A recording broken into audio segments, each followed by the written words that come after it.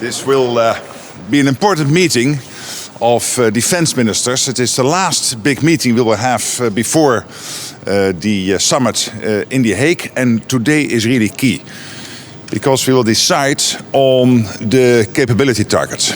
And this is an important building block to decide on the money we're going to spend in the coming years on defense.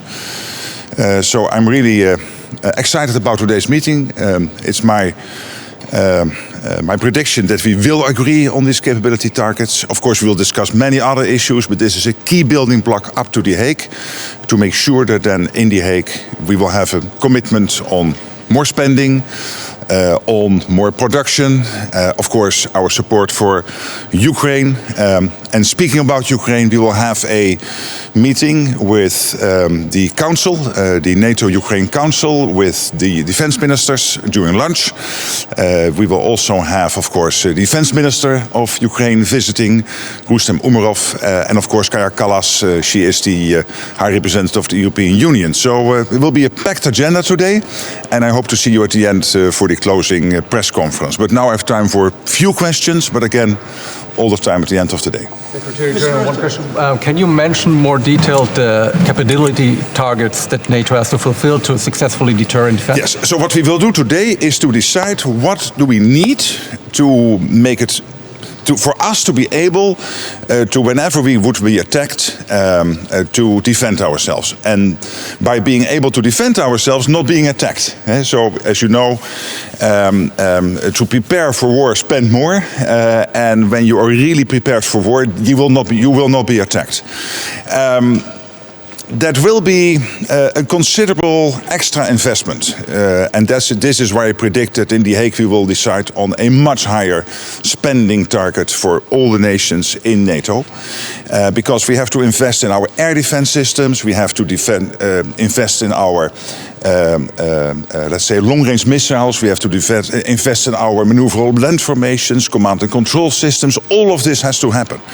And these mean huge investments. We need all over NATO territory. And by the way, doing this will also equalize what we are spending with what the United States is spending. We, Canada and Europe, equalizing with the US. And we know this is important because we want a fairer NATO where all our allies spend the same. What are the gaps? Are you disappointed that the visit of your United States colleagues is brief than No, I'm not. Because it is not about the number of visits or how many meetings, etc. It is about the commitment.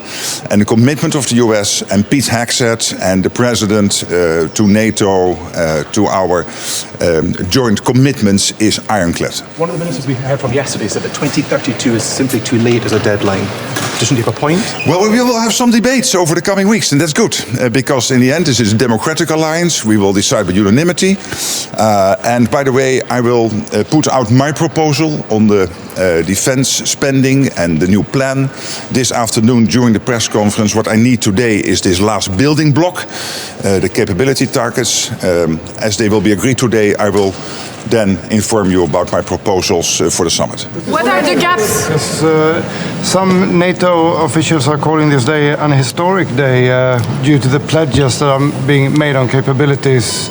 This is historic, yeah. Is it even more important than the Hague summit? I mean, today you're setting what very good question. I'm so happy that you asked that question, because sometimes people are thinking The Hague will discuss a percentage of GDP spent on defense as if this is something we pluck from the air. That is not true. What we will decide in The Hague, what we will spend on defense going forward, the new defense investment plan, of course, is rooted in what we need in terms of the hard capabilities. So that's why it's so important that today we decide on the capability targets. From there, you will assess the gaps we have, not only to be able to defend ourselves today, but also 3, 5, 7 years from now. And all these investments have to be financed. And that is what we will do in The Hague. So this is really a two-step approach. Today, the capability targets, that will inform you, give you the routing, the let's say the basis to build on, to have a strong discussion on spending, which is then rooted in the decisions we take today with the defense ministers. Last question, then I'll see you this afternoon. Can you please concretely say what gaps does NATO have? Well, I mentioned a few, but of course we are not going to make Putin or any other country which might want one day to try something against us more wiser than he is today. But I mentioned a few big ones. The air defense systems, the maneuverable land formations, long-range missiles, command and control systems, etc., etc. We will meet later today. Thank you so much.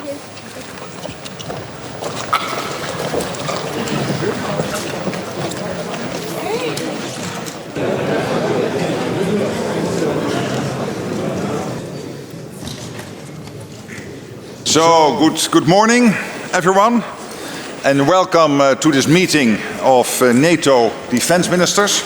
The last step on our road to the summit in The Hague in 3 weeks' time.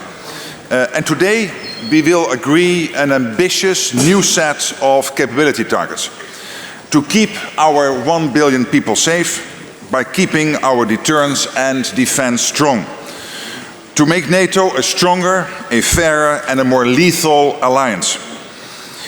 We need to spend more to reach these targets. But for today, the main focus is on the targets. And then, of course, the summit will decide on the spending. But the spending is very much rooted in the targets.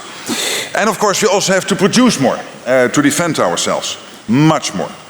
So today, we will also prepare the new defense investment plan, which then, of course, NATO leaders will agree in the summit in The Hague. There is no security without strong defense. And there will be no lasting security without a secure Ukraine. So later today, we will welcome Minister Umerov and High Representative Kallas to discuss Ukraine's path to peace and NATO's long-term support. And now I want to thank the media for joining us. I look forward to preparing a successful summit in The Hague. Thank you. I really want to welcome Pete Hegseth here at NATO again. You were here in February. You were very clear about the agenda you and President Trump are driving. We heard the message. Today will be an important meeting. Because today we will agree on the capability targets we need going forward to keep 1 billion people safe in NATO territory. From this, we will decide at the NATO summit to the spending. And we already know we need to spend much, much more if we want to fulfill all these targets. And by the way, by doing that, we will also equalize in terms of spending between Canada and Europe and the United States. There has been a total commitment by the US to NATO, but also this expectation that European and Canadian allies will step up spending, and I'm pretty confident we will get there at the summit. I also want to thank you and the President for what you are doing with Ukraine, driving the peace, engaging with President Putin, breaking the deadlock. And I think that is extremely important, and also today we will discuss Ukraine. So, Pete, thank you for being here. Thank you for your leadership. And thank you for being such a staunch ally. Well, I appreciate it. I want to thank the Secretary General for doing a fantastic job here. Not an easy place to lead. A lot of divergent perspectives, but everybody shares an understanding and a commitment to our collective defense. So, well done. We appreciate you. Thank you for coming to visit the White House, for being a friend of the United States. I also want to thank our ambassador to NATO here, Matt Whitaker, who has done a phenomenal job representing President Trump here and American interests. But nobody has done more, I would argue. And if you just look in plain speak at the commitments in the budgets of NATO countries, then President Trump to restore NATO as an alliance. He did it in his first term, saying, you know, you can't freeload, you need to spend, you need to be a part of that commitment. European countries stepped up. Now we're seeing even more so, with even higher targets that Ambassador Whitaker and the Secretary General have set. We're talking about capabilities today, and that's important. You got to know what you're spending it on. And then that's going to be reflected, we believe, and the reason I'm here is to make sure every country in NATO understands every shoulder has to be to the plow. Every country has to contribute at that level of 5% as a recognition of the nature of the threat. It can't be about the flags that we love. It has to be about the formations that we have. It's that hard power that actually deters. And it can't just be U.S. capabilities. So the United States is proud to be here, to stand with our allies, but our message is going to continue to be clear. It's deterrence and peace through strength, but it can't be reliance. It cannot and will not be reliance on America. In a world of a lot of threats, where America is poised to help take on those threats. I was just recently in the Indo-Pacific. We were very clear about those threats. We're prepared to step up. We need our allies to step up as well as we stand alongside them. So thank you for helping us have some of those hard conversations, those necessary conversations. And we're going to be talking to all of our allies, as the ambassador has been, that 5% is where we need to be considering the threats we face in the world today. And we'll have that conversation robustly and constructively. So, Secretary General, thank you so much. Very much. Appreciate it. Thank you so much. Absolutely. You got it. See you later, guys. Should Ukraine be included in the 5% capability spending, as some members